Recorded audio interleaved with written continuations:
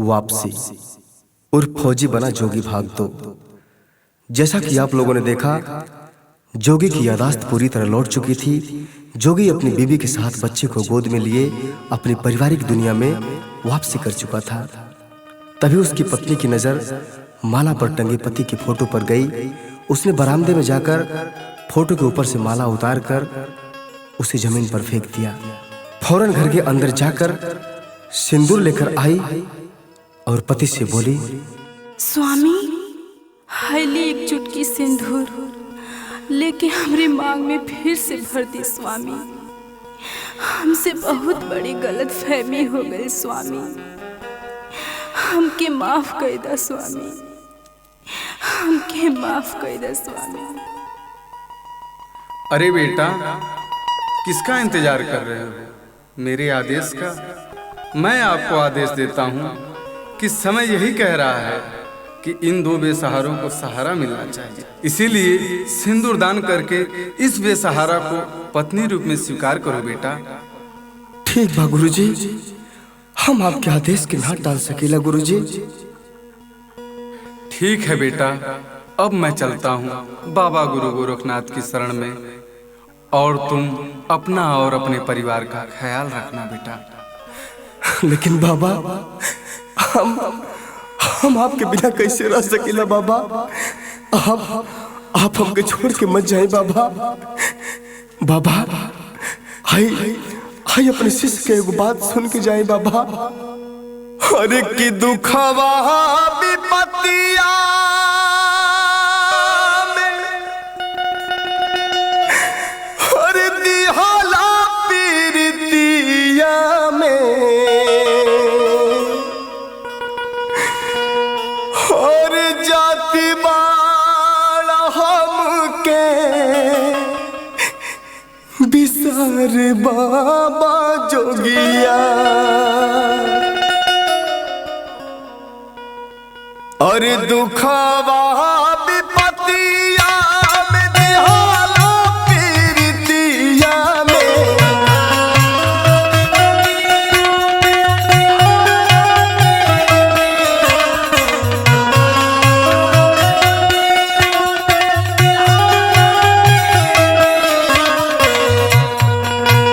बाबा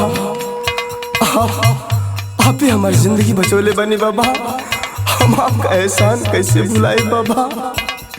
दुखवा विपत्तिया में दिहाला पीरितिया में, जात बाड़ा हमके बिसार बाबा जोगिया।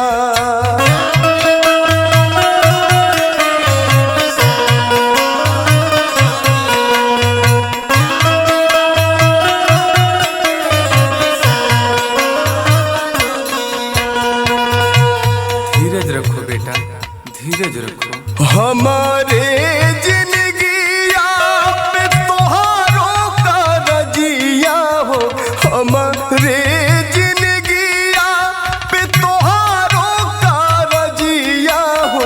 मान लिया रजिया हमारे बाबा जोगिया।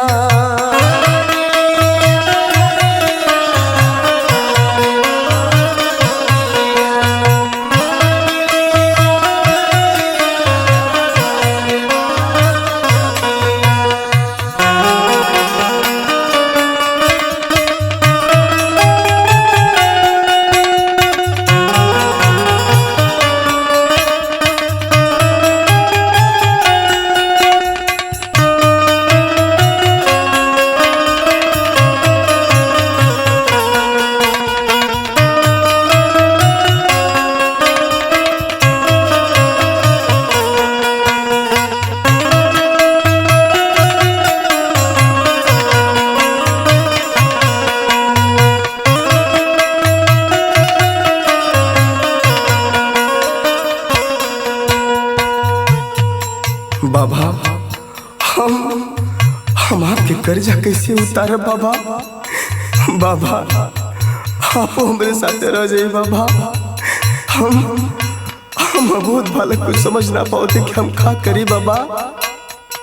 कोई बात नहीं बेटा, गुरु गोरखनाथ सब ठीक करेंगे बेटा, कोई बात नहीं बेटा।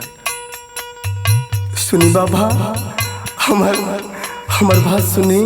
सुनाओ बेटा।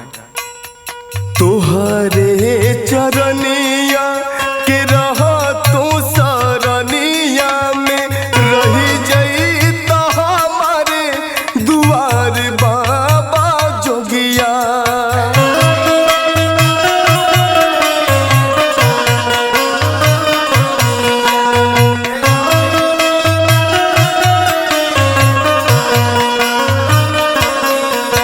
बाबा रुक जाए ना बाबा। नहीं बेटा, ये नहीं हो सकता है।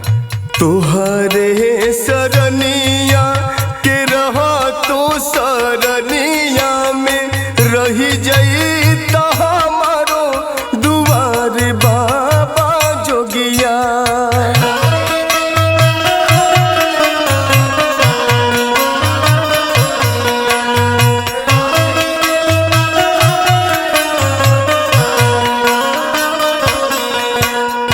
मेरे जल जंगलावा में केहू ना सहारा भइले।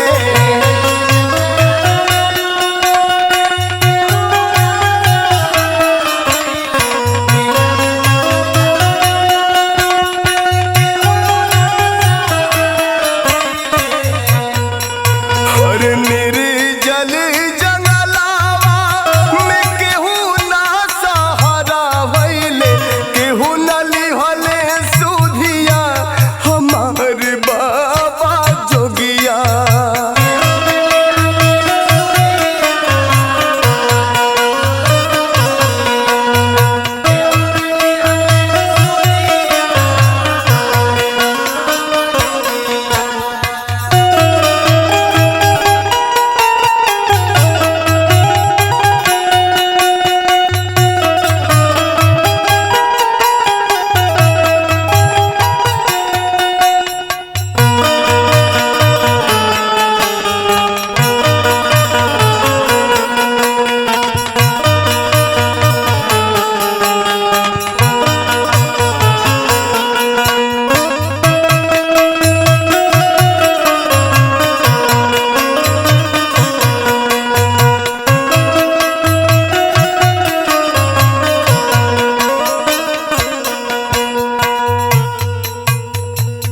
अरे बेटा, ये तो विधि का विधान है बेटा।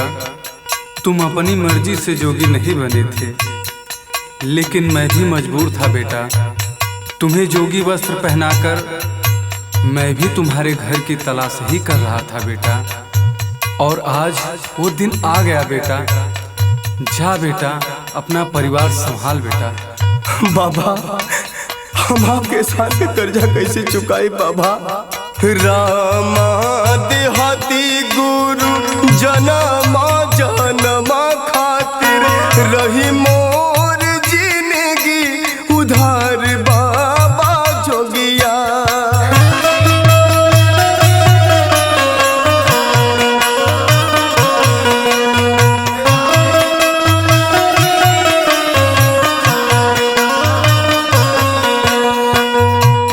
बाबा, हमने के छोड़ के बच जाए बाबा।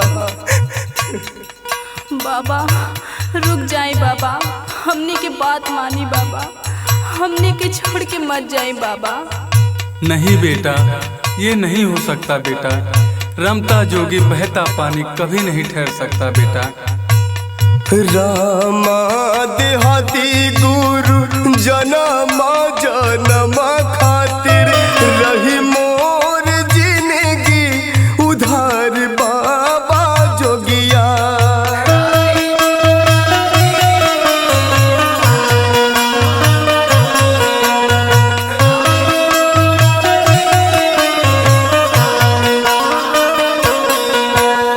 सहले सहात नइखे दुखावा विपतिया हो।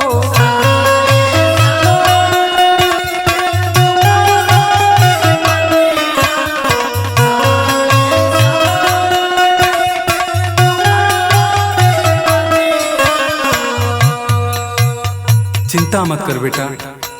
अगर तेरी यही इच्छा है तो ये जोगिया तुझसे वादा करता है हर 5 साल में तुझसे एक बार जरूर मिलने आएगा बेटा, जरूर मिलने आएगा।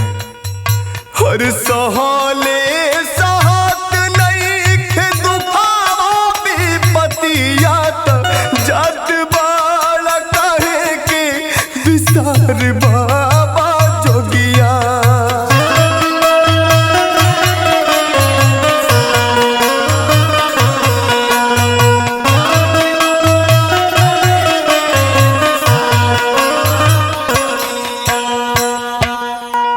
बेटा सुन बेटा, हर पाचे रे बारी सावा में अब होई है मिलनवा सुगना।